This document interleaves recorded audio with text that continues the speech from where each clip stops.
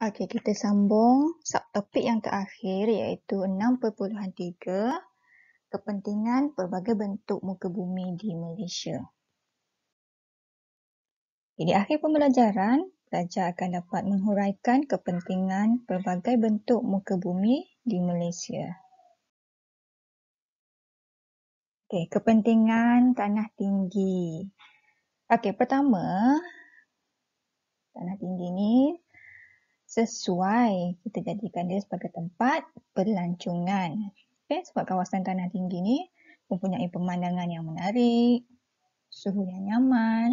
So, sangat sesuai lah untuk pelancongan. Okay, contoh-contoh tempat yang sesuai dijadikan pelancongan ialah Bukit Bendera, Pulau Pinang, Gunung Kinabalu di Sabah dan juga contoh yang terakhir, Genting Highland di Pahang.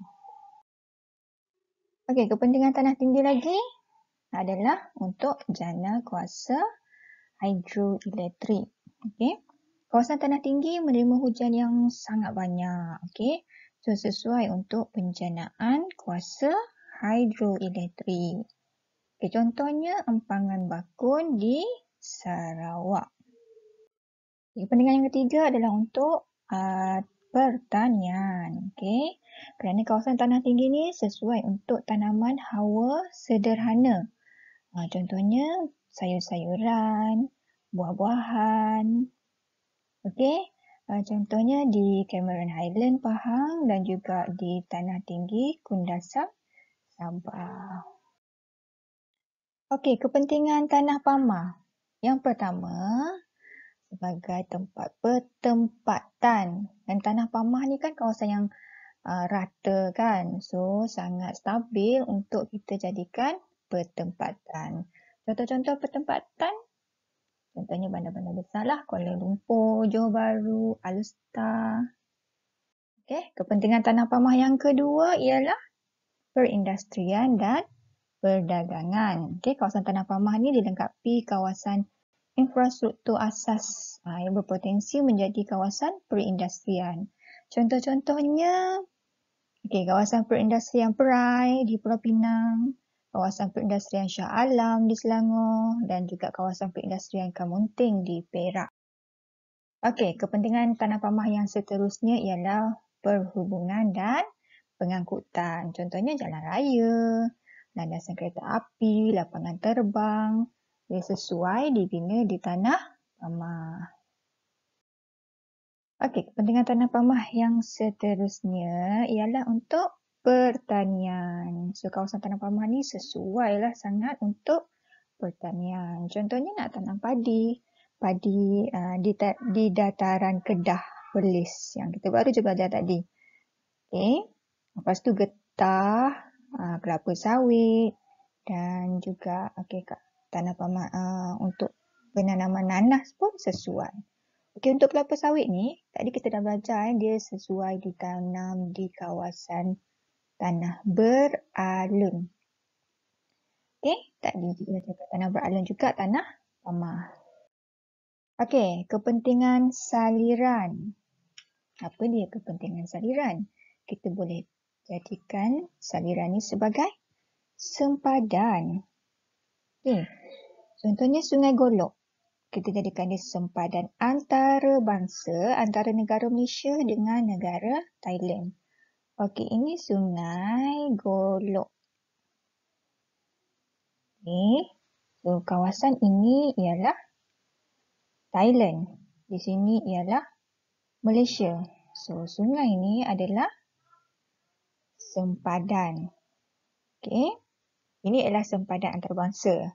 Okey, Sungai Bernam adalah sempadan antara negeri Selangor dengan negeri Perak. Okey, kepentingan saliran yang kedua ialah perikanan. Okey, kegiatan peternakan dan penangkapan ikan air tawar. Contohnya di Sungai Endau, Johor, Sungai Pahang, Sungai Rajang dan juga di Tasik Kenyir. Okey, kepentingan saliran yang ketiga sebagai perhubungan dan pengangkutan. Okey, sungai juga digunakan untuk mengangkut kayu balak. Okey, biasanya di Sabah dan Sarawak lah. Okey, contohnya Sungai Kinabatangan Sarawak, Sungai Baram, Sungai Rajang. Okey, semuanya di Sarawak. Okey, kepentingan saliran yang keempat ialah sebagai perairan dan penjanaan hidroelektrik. Okey, sungai juga dijadikan empangan kuasa hidroelektrik. Contohnya empangan Murung di Sarawak, empangan Tenom Pangi di Sabah, empangan Kenering di Perak dan juga empangan Pergau di Kelantan.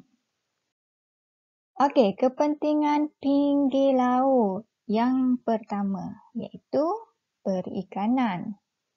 Okey, antara kawasan perikanan utama di Malaysia contohnya ialah di Kuala Selangor, Kuala Muda dan juga di Sandakan. Yang pertama perikanan kepentingan dia. Yang kedua, pelancongan. Okey, kawasan pinggir laut mempunyai pelbagai ciri fizikal yang mampu menggalakkan kegiatan pelancongan. Contohnya Pulau Pangkor, Pulau Sipadan, Pulau Tioman. Kepentingan pinggir laut yang ketiga sebagai perlombongan. Okey, kawasan pesisir pantai kaya dengan sumber mineral seperti petroleum dan gas asli. Sumber ini terdapat di luar kawasan pesisir pantai Terengganu, Sarawak dan Sabah. Okey, kepentingan pinggir laut yang keempat. Pelabuhan. Kawasan pinggir laut berteluk dan terlindung daripada tiupan angin kencang sesuai dijadikan tapak pelabuhan. Contohnya, Pelabuhan Kelang dan juga Pelabuhan Pasir Gudang. Okey, sekian saja untuk topik 6. Jangan lupa siapkan nota dan latihan.